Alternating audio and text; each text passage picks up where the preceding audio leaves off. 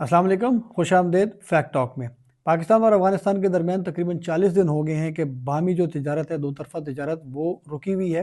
और अब तक जो पाकिस्तान की हुकूमत के आला ओहदेदार हैं, ऑफिशियली तो अभी तक उन्होंने ऐसी कोई बात नहीं की, बट बैकग्राउंड टॉक्स जो होती हैं, बातचीत होती है आला ओहदेदारान से, वो यही बताते हैं जर्नलिस्ट को और इंक्लूडिंग माई सेल्फ कि ये तिजारत इस वजह से बंद है कि अफ़गानिस्तान से दहशत गर्दी हो रही है, जो क्रॉस बॉर्डर टेररिज्म है, और अफ़गानिस्तान उसको रोकने में संजीदा नहीं है। इस वजह से दो दफ़ा मुज़ाकरात भी हुए, जंग भी हुई, अक्टूबर का पूरा महीना ऐसे ही चलता रहा। कॉम्प्रहेंसिवली मैंने कमेंट्रीज़ भी की उसके ऊपर, और वो नाकाम हुए फिर मुज़ाकरात दोहा में भी, और उसके बाद इस्तांबुल में, तुर्किया में भी। तो उस वजह से अफ़गानिस्तान के साथ जो तिजारत है वो बंद है और अब बंद ही रहेगी।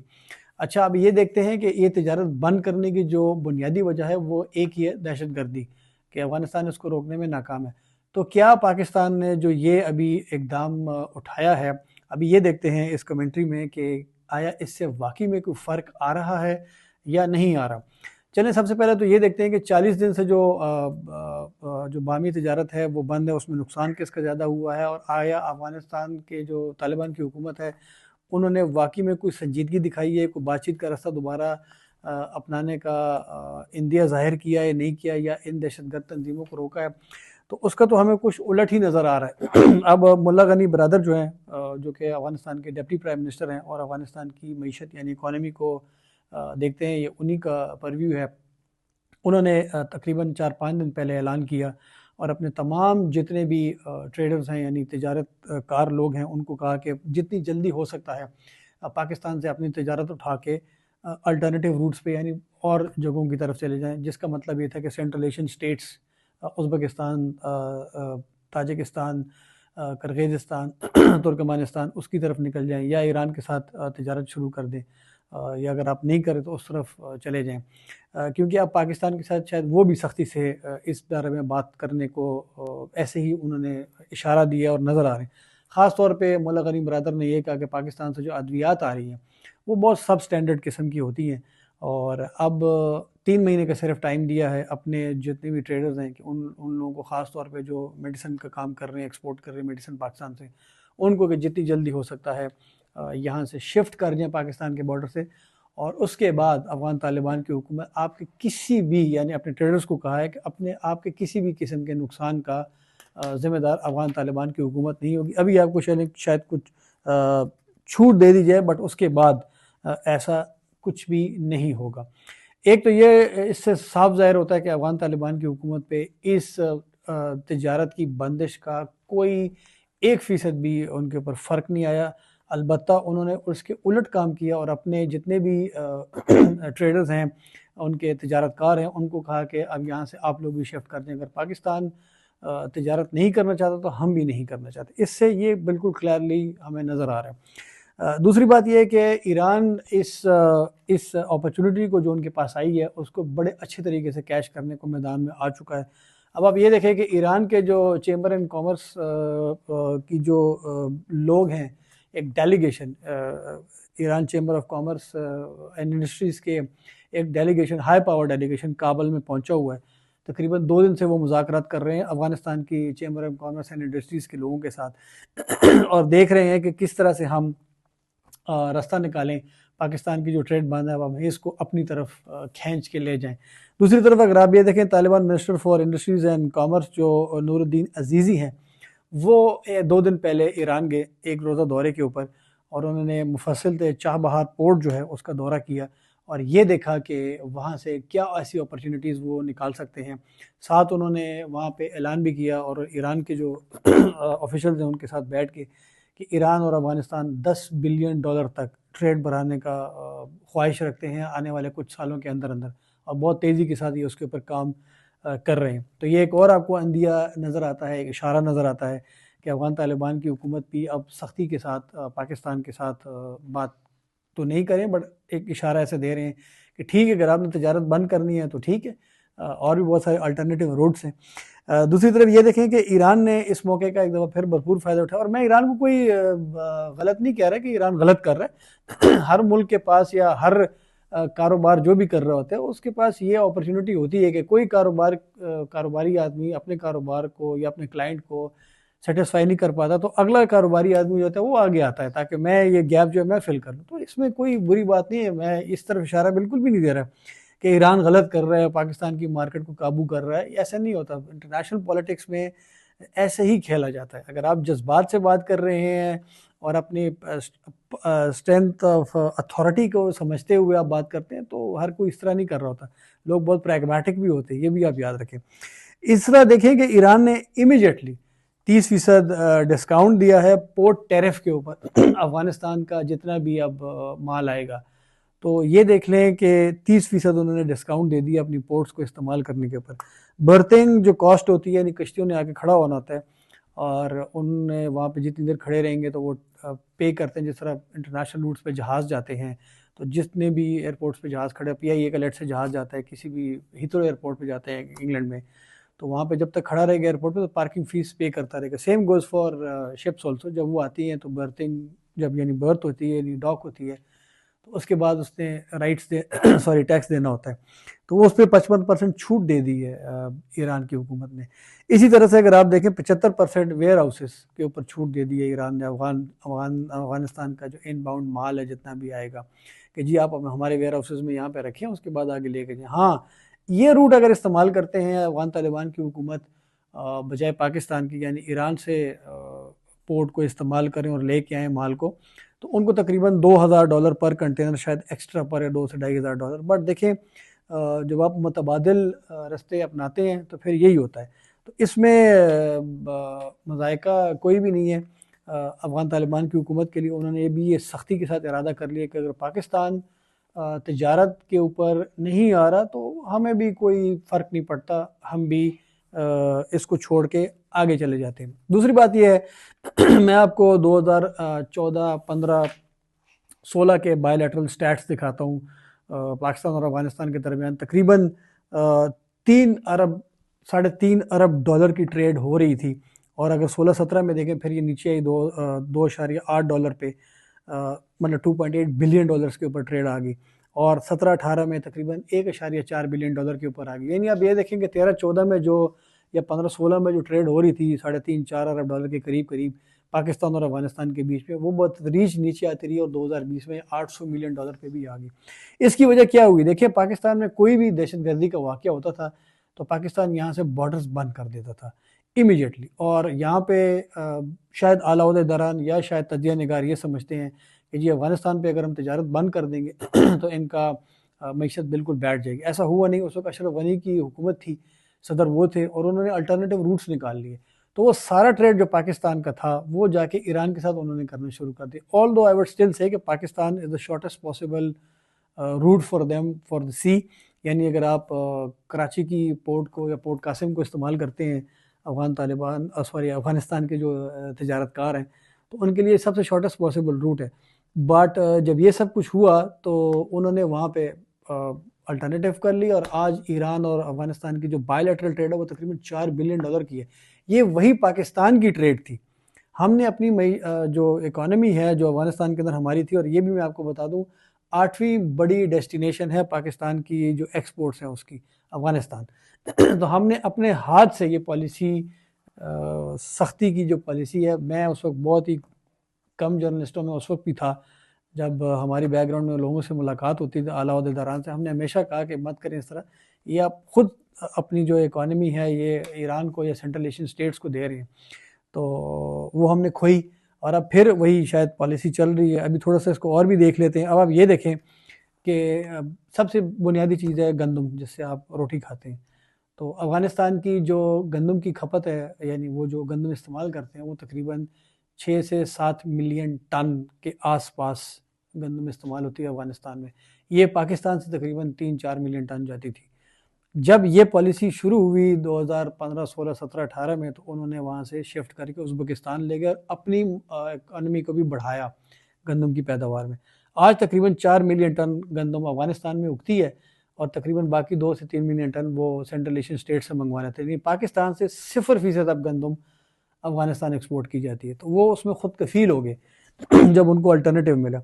अब देखिए, पाकिस्तान और अफ़गानिस्तान की जो बायलैटरल ट्रेड है इस वक्त, वो तकरीबन $2 बिलियन को टच कर चुकी है, और बड़ी अच्छी फिगर्स हैं ये भी आपको बताऊं, 31% इजाफा हुआ है 2025 में हमारी एक्सपोर्ट्स में टुवर्ड्स अफगानिस्तान। जैसा मैंने कहा कि 8वीं बड़ी हमारी पाकिस्तान की एक डेस्टिनेशन है, एक मार्केट है। इसमें सीमेंट जा रहा है, टिम्बर लकड़ी जा रही है, मोटरसाइकिल्स, ट्रैक्टर्स, वेजिटेबल्स जाते हैं,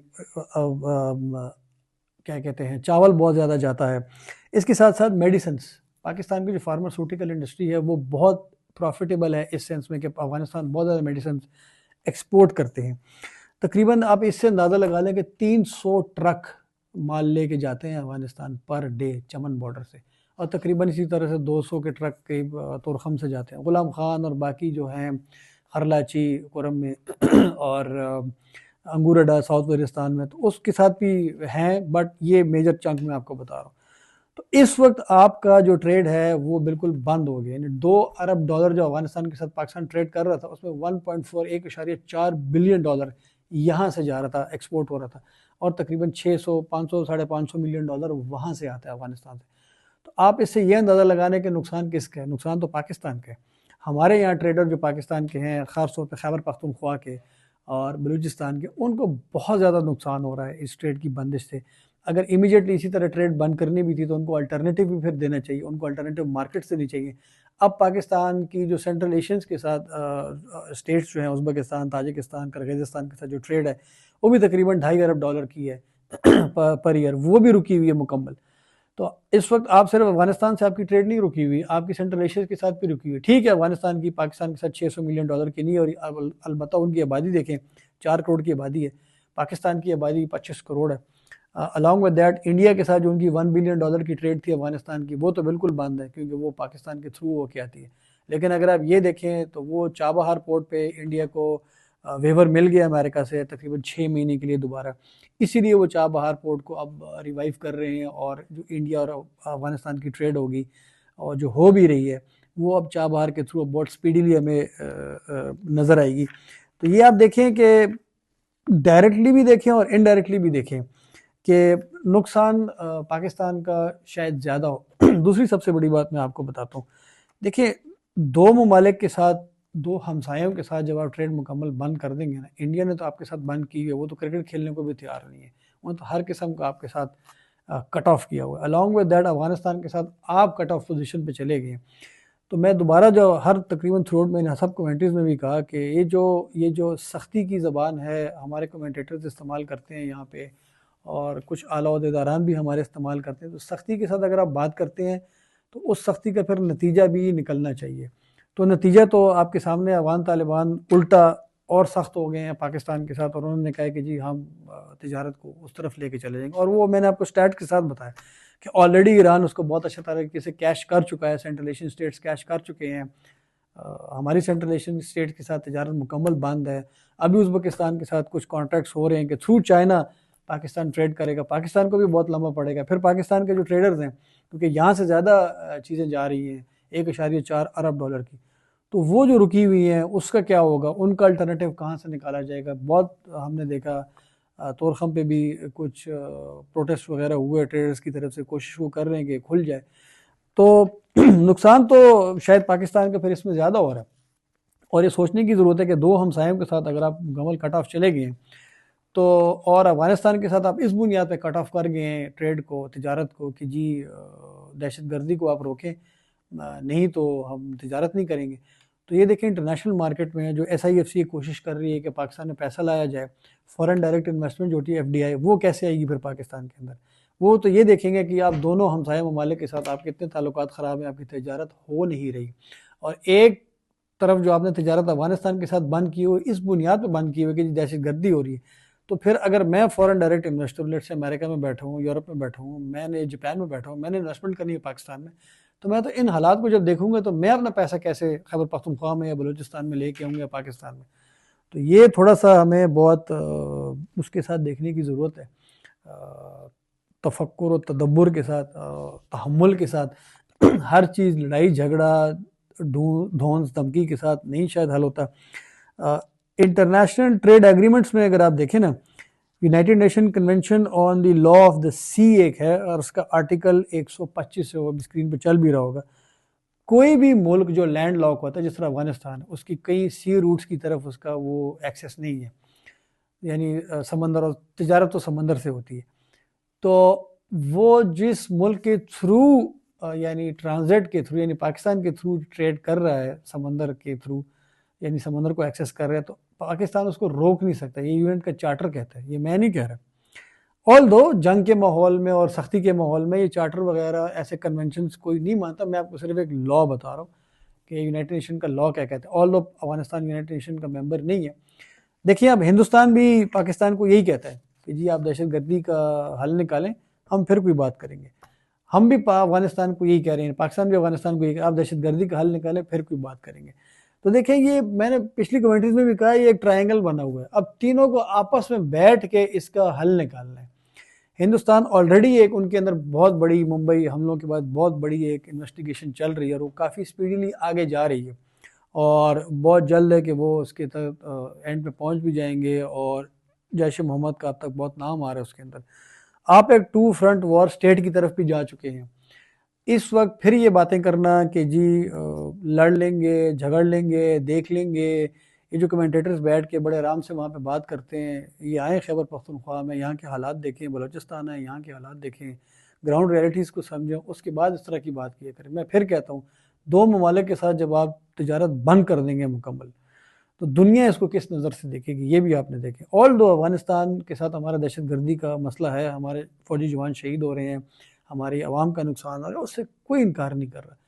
बट तिजारत एक ऐसी चीज़ है कि इसको शायद नहीं रोकना चाहिए, इसको चलते रहना चाहिए अगर हम चाहते हैं कि पाकिस्तान के अंदर इन्वेस्टमेंट आए। अच्छा, लास्टली एक बिल्कुल चलते चलते मैं एक आखिरी पॉइंट भी यहाँ डिस्कस कर लूँ। यहाँ पे बहुत बात होती है कि जी अफगानिस्तान की जो ट्रेड है, ये ट्रांजिट ट्रेड है, इसके थ्रू स्मगलिंग बहुत ज़्यादा होती है। बिल्कुल होती है, इसमें कोई शक नहीं है। पाकिस्तान में इस वक्त 3.4 खरब रुपयों की एक साल में स्मगलिंग होती है। मैं दोबारा रिपीट करता हूँ, 3.4 खरब रुपयों की, 3.4 ट्रिलियन रुपीज़ की स्मगलिंग होती है। अब इसके अंदर ये देखें कि ये आपका जो FBR का टारगेट है ना इस साल का 25-26 के फाइनेंशियल ईयर का, कि जी हमने इतना टैक्स इकट्ठा, वो तकरीबन $14 ट्रिलियन का है। तो ये 3.4 या 3.6 ट्रिलियन डॉलर तकरीबन आपका 25% आपका या 27% आपके टैक्स रेवेन्यू का हिस्सा बनता है। यानी आपका जो टैक्स का टारगेट है ना, उसका 27% स्मगलिंग में निकल जाता है। ये बहुत बड़ा एक हिस्सा है। I agree. पाकिस्तान में जो इस वक्त इनफॉर्मल इकोनॉमी है वो तकरीबन $120 बिलियन तक पहुंच चुकी है। पाकिस्तान का कर्जा ही $100 बिलियन है, यहाँ पे $120 बिलियन की एक इकोनॉमी खड़ी है इनफॉर्मल, जो स्मगलिंग कर रही है। और अगर आप फॉर्मल इकोनॉमी को अपनी देख रहे हैं, जो डॉक्यूमेंटेड इकोनॉमी है, उसका 30% इस वक्त इनफॉर्मल है, जिसका मतलब है सारा स्मगलिंग में जा रहा है। अब ये स्मगलिंग किन चीज़ों में होती है, मैं आपको 2-3 चीज़ें बता दूँ। 300 बिलियन रुपयों का पाकिस्तान को सिर्फ सिगरेट की स्मगलिंग में नुकसान हो रहा है। ये जितने भी सिगरेट के डिफरेंट ब्रांड्स चल रहे हैं, 300 बिलियन रुपयों का ये पाकिस्तान की मीशत को सिर्फ इससे नुकसान हो रहा है। इसी तरह से 300 बिलियन रुपयों का ये जो तेल की स्मगलिंग होती है, ईरानी तेल और इस किस्म के तेल की स्मगलिंग होती है, इससे नुकसान हो रहा है। अब इन 3.4 खरब जो रुपयों की स्मगलिंग हो रही है, इसमें अफगान ट्रांजिट ट्रेड से अफगानिस्तान से सिर्फ 1 खरब रुपयों की स्मगलिंग हो रही है। बाकी 2.4, 2.5 खरब की जो स्मगलिंग है वो थ्रू ईरान से भी आ रही है। ये होता कैसे है कि अफगानिस्तान माल अपना बुक करता है, कंटेनर्स आते हैं कराची, कराची से कंटेनर चल के जाते हैं, क्योंकि जो ट्रांजिट के मुल्क होता है, अगेन यूएन के कन्वेंशन मैंने आपको पढ़ के सुनाया, उसमें लिखा हुआ है कि जो ट्रांजिट है उसके ऊपर आप टैरिफ नहीं लगा सकते, क्योंकि वो ऑलरेडी लैंड लॉक कंट्री है। तो वो जब अपना सामान मंगवाएंगे समंदर से, कश्ती आएगी, डॉक करेगी कराची पोर्ट पे या पोर्ट कासिम पे, वहाँ से जब कंटेनर चल के जाएंगे, इन पर आप टैरिफ नहीं लगा सकते। तो जब ये जाते हैं, मिसाल के तौर पर अफगानिस्तान में 100 गाड़ियाँ चाहिए, छोटी गाड़ियाँ, तो ये 200 गाड़ियाँ मंगवा लेते हैं। तो 200 गाड़ियाँ जब पहुँचती हैं अफगानिस्तान, तो 100 गाड़ियाँ वापस स्मगल होकर पाकिस्तान आ जाती हैं, जो कि ब्लैक मार्केट है। हम देखते हैं एनसीपी गाड़ियों की, सिगरेट की, पत्ती की, कपड़े की, हर किस्म की स्मगलिंग पाकिस्तान के अंदर हो रही है, फिर ये वापस आता है। ठीक है, ये अफगानिस्तान, लोग ये कह रहे हैं कि जी ये ट्रेड जो बंद कर दी ना आपने मुकम्मल, तो इससे ये 1 खरब रुपयों का तो हमें कम से कम फ़ायदा होगा ना, स्मगलिंग नहीं होगी। मैं आपसे मुत्तफिक हूँ, इससे कोई इनकार नहीं कर रहा। लेकिन अगर आप ये बंद कर रहे हैं, तो ये सवाल अभी हमें अपने आप से भी करना चाहिए ना कि ये 1 खरब रुपयों की जो अफगान ट्रांजिट ट्रेड की स्मगलिंग हो रही है, तो पाकिस्तान का सिस्टम भी तो वीक है ना। पाकिस्तान के इदारे भी तो हैं ना यहाँ पे जो खड़े हैं, उनके मिली भगत से ही ये स्मगलिंग हो रही है ना। ऐसे तो नहीं हो सकता कि अफगानिस्तान वहाँ से आके स्मगलिंग सारी करके यहाँ पे जा रहा है। तो ये हमने अपने आप को रोकना है ना, हमने अपने आप को कैसे रोकना है वो भी अपने आप से फिर सवाल करें ना। दूसरी बात यह कि अगर आपने इस बुनियाद के ऊपर स्मगलिंग को रोकना है तो फिर तो बस फिर मुकम्मल बंद रखें, फिर आप ये बॉर्डर भी बंद रखें, फिर ईरान का बॉर्डर भी बंद कर लें। उधर से भी इतनी ज़्यादा स्मगलिंग होती है, 2 खरब रुपयों की तो वहाँ से स्मगलिंग हो रही है पेट्रोल की और बाकी सब चीज़ों की, फिर वो भी बंद कर दें। अगर यही प्ली लेके चलनी है, यही प्ली लेके सेम एक और प्ली दी जाती है, एक और वजह दी जाती है कि जी डॉलर की बहुत स्मगलिंग हो रही है, अफगानिस्तान की इकॉनमी इनफॉर्मल है, इंटैक्ट नहीं है, कहीं अफगानिस्तान की हुकूमत को कोई नहीं मानता। Agree, again agree. जब तालिबान की हुकूमत आई थी तो तकरीबन $50 लाख पर डे की स्मगलिंग पाकिस्तान से अफगानिस्तान हो रही थी, और इससे कोई इतफाक नहीं। बट जब उसको खींचा गया, सिस्टम्स को ठीक किया गया, और बिल्कुल क्रेडिट देना चाहिए इस हुकूमत को, इन इदारों को कि उसको रोका, और उस वजह से आप देखते हैं पिछले 1.5-2 साल से डॉलर तकरीबन 278, 283, 82 के बीच में चल रहा है। जो ओपन मार्केट थी, यानी डॉलर अगर यहाँ होता था तो ओपन मार्केट में डॉलर 340 तक पहुंचा होता था, उसको वापस लाया गया। और अब जो काइबोर का रेट है या जो इंटर बैंक का जो डॉलर का रेट है वो और ओपन मार्केट के शायद ₹1 या 80 पैसे का फ़र्क ही है। तो जब करने पे आए तो हो सकता है, बिल्कुल हो सकता है, जब करने पे आए तो ये स्मगलिंग भी रोकी जा सकती है। लेकिन इसकी एक फ्लिप साइड है, वो ये भी देखें कि ये ट्रेड कितनी देर तक रुकती है। नंबर 1 वो देखना पड़ेगा। अफगान तालिबान मानते हैं बहुत मुश्किल है, वो हमें नज़र आ रहा है। सेंट्रल एशियंस के साथ, स्टेट्स के साथ हमारी ट्रेड रुकी हुई है, वो भी आपने देखना है। अफगानिस्तान के साथ आपके जो अपने ट्रेडर हैं जो अफगानिस्तान के साथ ट्रेड कर रहे हैं, खास तौर पर खैबर पख्तूनख्वा को बहुत बड़ा धचका लगेगा इस ट्रेड की बंदिश से, बलूचिस्तान के ट्रेडर्स को लगेगा, उनको अपने अल्टरनेटिव क्या देना है ये भी आपने देखना है। और फॉरेन डायरेक्ट इन्वेस्टमेंट इन माहौल में जिसमें मैंने आपको कहा आप कैसे लेके आएंगे वो भी आपने देखना है। फिर अगर आपने इसी तरह से 2 ममालिक के साथ अपनी तिजारत को मात्रत बंद लेके चलना है तो वो कैसे होगा। और फाइनली ये कि जो ये स्मगलिंग लॉबी है पाकिस्तान के अंदर, ये काफ़ी मजबूत है, एक बहुत बड़ा पावर सेंटर है।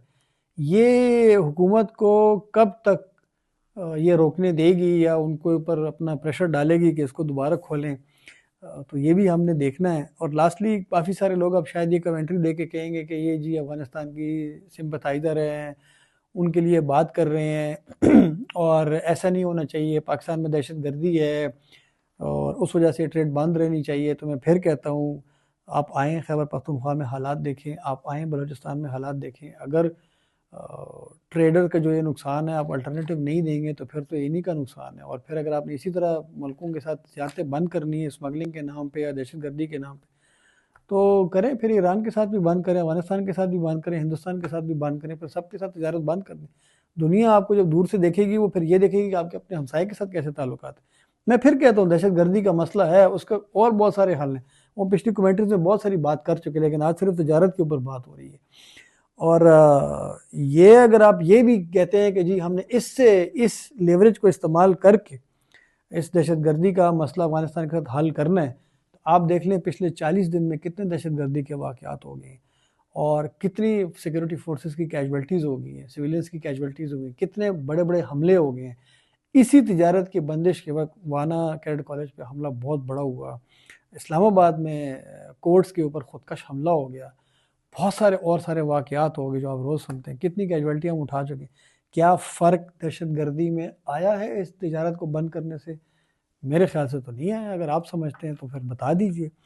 तो ऑल एंड ऑल एक ये कैंडिड डिस्कशन की और एक कैंडिड कमेंट्री की, आपको स्टैट्स के साथ बताने की कोशिश की कि इसमें नुकसान शायद पाकिस्तान का ज़्यादा है। और ये जज्बाती बातें और ये जो जज्बाती तज्ज़िये हैं, तबसरे हैं, ये नहीं होने चाहिए। तहम्मुल के साथ चीज़ों का हल निकालने की तरफ जाना चाहिए। और मेरी उम्मीद है कि इंशाल्लाह ये तिजारत खुल जाएगी और कोई अच्छा रास्ता निकल आएगा, क्योंकि तुर्की का एक डेलीगेशन आ रहा है पाकिस्तान, जो कि इस अफगानिस्तान पाकिस्तान के मामले के बीच में बात करने के लिए कोशिश करेगा। और ये बड़ा अच्छी अपॉर्चुनिटी कि इससे हल निकल आए, शायद कोई हल की तरफ हम चले जाएँ। बहुत शुक्रिया।